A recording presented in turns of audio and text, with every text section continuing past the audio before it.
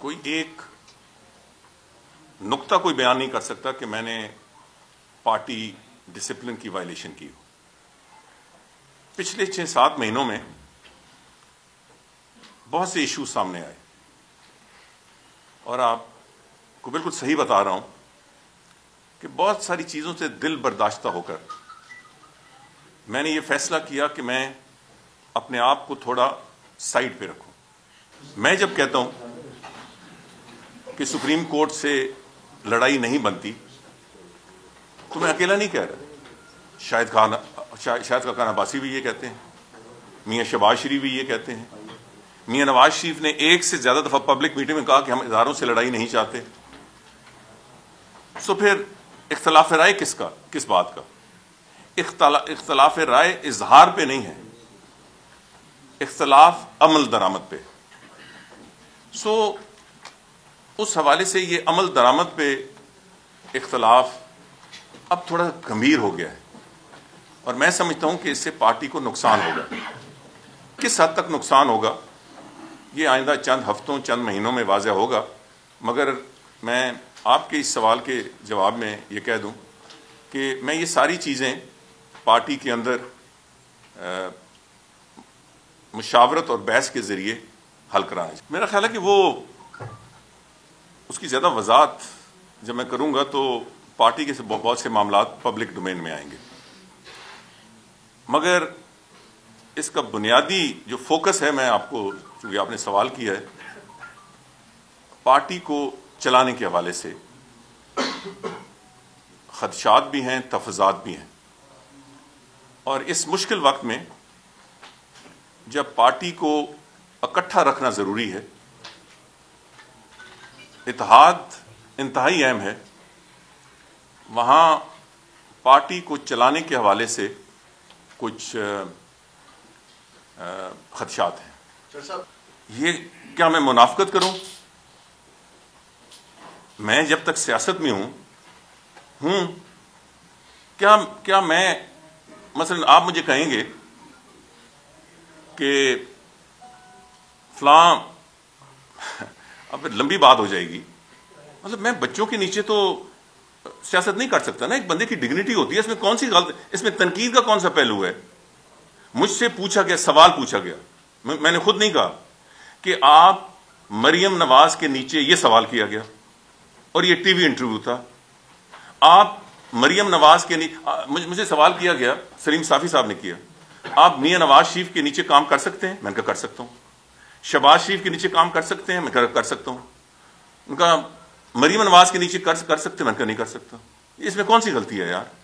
دیکھیں، پہلے تو بالکل واضح طور پر آپ کلیئر ہو جائیں کہ وزیر اعظم کس نے بننا ہے، یہ الیکشن کے بعد فیصلہ ہونا ہے۔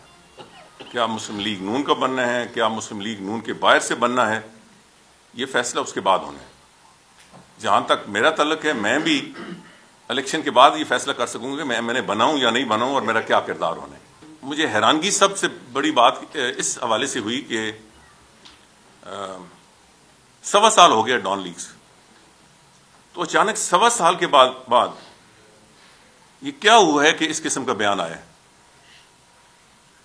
تو اس کے بعد میں نے ایک خط لکھا میاں نواز شریف کو کہ پارٹی کے معاملات پارٹی کے اندر ہی حل ہونی چاہیے اور طے ہونے چاہیے۔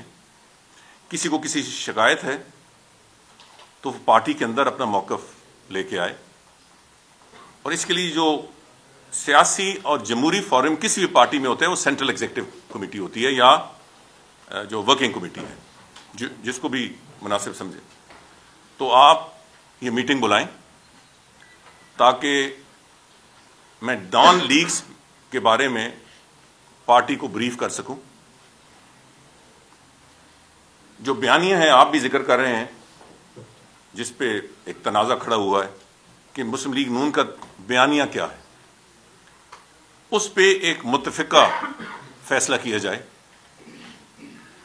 اور تیسرا میں نے یہ بھی کہا کہ ایک ایسی شخصیت جس کا ہماری پارٹی سے دور دور تک واسطہ نہیں تھا، 90 کی دہائی میں یہ شخصیت آئی اور اب وہ پبلکلی کہہ رہے ہیں کہ وہ مجھے پارٹی سے علیحدہ کرنا چاہتے ہیں، تو ان کا یہ موقف بھی پارٹی سن لے تاکہ اس پہ بھی کوئی فیصلہ ہو جائے۔ سو میں انتظار میں ہوں اس حوالے سے جو میں نے وہاں موقع اختیار کیا ہے، کیونکہ جب بھی پارٹی کے کوئی بھی معاملہ ہوتا ہے تو وہ سینٹرل ایگزیکٹو یا سینٹرل ورکنگ کمیٹی میں معاملات ڈسکس ہوتے ہیں۔ جس طرح شاہد خاقان عباسی صاحب نے کہا کہ پرائم منسٹر کا فیصلہ سینٹرل ورکنگ کمیٹی کرے گی الیکشن کے بعد، تو اسی طریقے سے پارٹی کے تمام معاملات اس میں ڈسکس ہوتے ہیں۔ تو میں کچھ عرصہ اس کا انتظار کروں گا۔ اگر یہ معاملات پارٹی کے اندر طے ہوتے ہیں تو فبیہا، ورنہ دو چیز پہ میں پبلکلی وضاحت کروں گا۔ ایک، ڈان لیکس، کیونکہ یہ مسئلہ صرف مسلم لیگ نون کا نہیں ہے، یہ ایک انتہائی سینسٹیو ایشو ہے اور اس میں بہت سارے ایشوز انوالوڈ ہیں اور اس پہ بہت ساری غلط فہمیاں ہیں۔ ان غلط فہمیوں میں مزید اضافہ کر دیا گیا ہے اس ایک شخصیت کے بیان پہ کہ میں نے ان کو نکلوایا ہے۔ میں اس وقت تو بس صرف اتنا ہی کہوں گا کہ اگر میں نے نکلوایا ہے تو ایک بہت بڑی کمیٹی، 6 کے 7 رکنی کمیٹی وزیر اعظم کی مرضی سے بنی تھی، انہوں نے ان کو بحال کیوں نہیں کیا؟ راؤ تحسین کو تو میں نے نہیں نکالا، دور دور تک اس میری رپورٹ میں ان کا ذکر نہیں تھا، طارق فاطمی تک کہیں ذکر نہیں تھا، ان کو کس نے نکالا؟ اور پھر سب سے بڑھ کر اس واقعے کے 1.25 سال کے بعد ایک شخص اس قسم کے بیانات دے رہا ہے۔ سو یہ ضروری ہو گیا ہے کہ ڈان لیکس کے حوالے سے وضاحت کی جائے۔ سو ان دونوں امور کے بارے میں میری پہلی آپشن تو یہ ہے کہ پارٹی کے اندر وضاحت بھی ہونی چاہیے اور ان چیزوں کا مداوع بھی ہونا چاہیے، اور اگر پارٹی نے مناسب نہ سمجھا تو پھر پبلکلی اس چیز کی تشہیر کرنا وہ ایک آپشن میرے پاس ہے۔